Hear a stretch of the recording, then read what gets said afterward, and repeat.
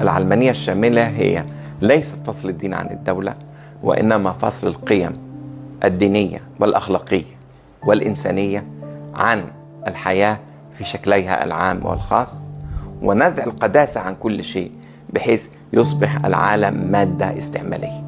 ومن هنا بنجد التقابل بين الحلولية والعلمانية الشاملة، أن كلاهما ينظر العالم باعتباره مادة، والعلمانية الشاملة تقوم بتوظيف هذا.